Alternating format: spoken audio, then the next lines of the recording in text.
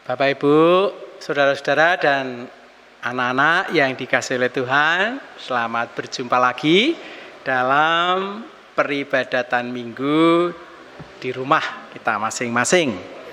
Nah, tadi sudah membaca firman, bagian dari Mazmur Antara hari Minggu ini. Nah, semoga bagian bacaan yang lain bisa tetap diperhatikan ya, karena renungan yang kepingin saya haturkan itu juga berangkat dari atau memperhatikan bacaan yang lain. Jadi Bapak Ibu, hari ini itu Minggu 24 Mei itu kan Lebaran, Idul Fitri, dan mungkin banyak di antara kita yang ikut merayakan juga. Para ingkang dawah sepuh wonten trah taleripun wonten nggih. Biasanipun yang sudah-sudah itu menyiapkan fitrah. Tetapi tahun ini kita semua tahu wong nggih mboten pareng, tidak boleh mudik. Dibatasi ya. Karena ada pembatasan sosial berskala besar. Maka lalu ada satu hal yang menjadi dasar untuk kita merenungkan bagian firman itu adalah bahwa ada perubahan yang sangat besar yang sedang berlangsung dan berjalan di dalam kehidupan kita berkaitan dengan pandemi ini. Tidak hanya kita di sekitar kita, tetapi ini ya sekupnya kan dunia. Benar-benar berbeda, benar-benar tidak terbayangkan. Oleh karena itu juga lalu kudu piye menjadi tidak ada jawaban yang jadi dalam situasi seperti ini. Nah, melalui Mazmur 68 sekaligus kita bersiap hendak menyambut Pentakosta, karena besok minggu depan itu 31 Mei itu kita merayakan Pentakosta, turunnya Roh Kudus.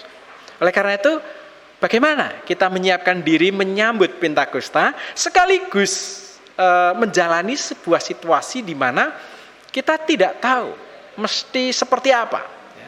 Kita tidak mendapatkan jawaban-jawaban yang jelas dalam situasi ini. Nah, saya mengajak kita memperhatikan Mazmur 68 tadi karena ini di bacaan kedua 1 Petrus, khususnya bagian kedua nggih, 1 Petrus pasal 5, 1 Petrus pasal 5 itu kan ayatnya yang ke-9 kan ada kan. Lawanlah dia dengan iman yang teguh, sebab kamu tahu semua saudaramu di seluruh dunia menanggung penderitaan yang sama. 1 Petrus 5 ayat 9. Melawan dia itu dia apa? Kalau dalam Petrus kan konteksnya adalah apa itu? Sebagai umat minoritas waktu itu umat Tuhan ya dikucilkan sana sini, bahkan direndahkan. Tanggulangilah dengan iman yang teguh. Lah, situasi kita mungkin terlalu melompat saya, tetapi oke lah, kalau boleh perkenankan ya kita juga menghadapi situasi yang tidak mudah, tidak ringan.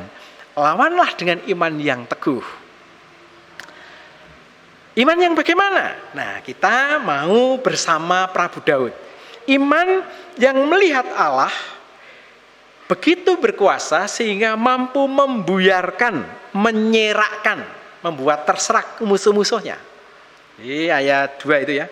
Allah bangkit, terseraklah musuhnya. Semua yang benci dia melarikan diri di hadapannya.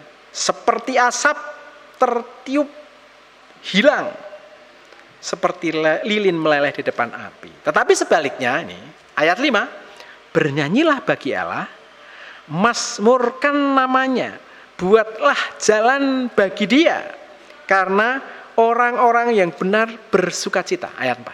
Nah, jadi dari situ saya melihatnya begini. Iya, kita ada dalam situasi yang sangat berubah, perubahannya sangat besar, dan kita tidak tahu Iki tekan kapan sampai kapan, akan menjadi seperti apa, kita tidak tahu. Bayangannya memang memprihatinkan, sangat berat. Tetapi dari Mazmur 68 nggih, kita akan terus menanggulanginya dengan iman. Kita terus akan kembali pada iman. Kepercayaan bahwa ketika Allah menyatakan kuasanya, terserahlah musuhnya. Oh, bukan berarti lalu virus corona itu musuh Tuhan gitu ya. Karena menyusahkan kita otomatis musuh Tuhan. Tidak begitu juga. Kita nggak bisa menyimpulkan dengan cepat seperti itu. Wong bisa juga itu dipakai oleh Tuhan kok. Alatnya Tuhan, karena manusia mungkin sudah kebangetan mungkin ya. Tetapi yang ingin saya perhatikan lebih pada kuasa Allah itu mampu mengatasi semuanya. Dan bagi setiap orang yang beriman ada sukacita, gitu kan? Tetapi bagi yang melawan jalannya, itu tidak sukacita. Oleh karena itu, ini situasi perubahan ini kita tidak tahu sampai kapan, akan seperti apa. Namun marilah kita terus ada di jalannya.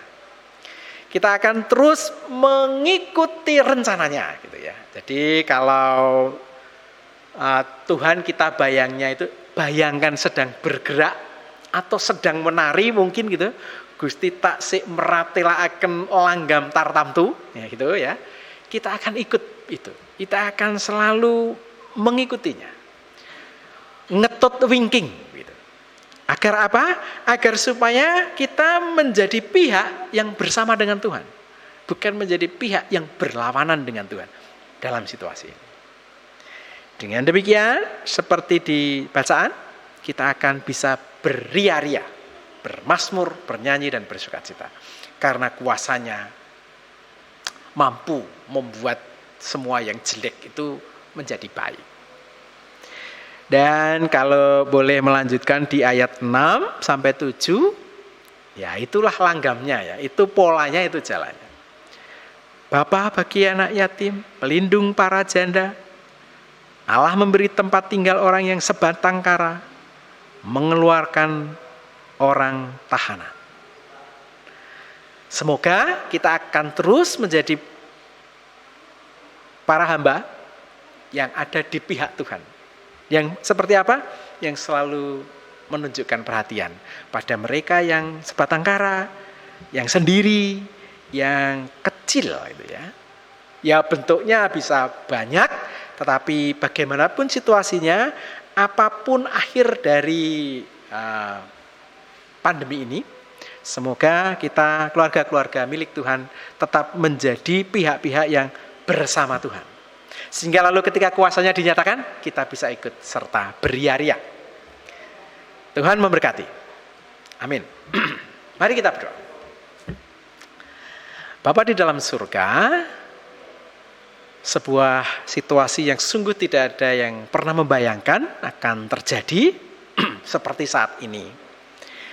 Oleh karena itu, biarlah kami anak-anak Tuhan tetap memiliki iman yang teguh menghadapi ini semua. Tidak kehilangan keyakinan dan kepercayaan. Justru semakin kuat bersandar pada Tuhan. Dan biarlah bentuk kami bersandar pada Tuhan. Bentuk kami meyakini Tuhan akan terus bersama dengan kami. Seperti firman bacaan sudah kami terima. Kami ingin terus ada di dalam rencana Tuhan. Ikut menjadi pihak atau bagian dalam kehidupan ini yang bersama-sama dengan Tuhan sendiri. Sehingga ketika Tuhan menyatakan kuasanya, biarlah kami dapat menjadi pihak-pihak yang bersukacita. Bukannya yang bersedih karena kami melawan jalan Tuhan. Bukan.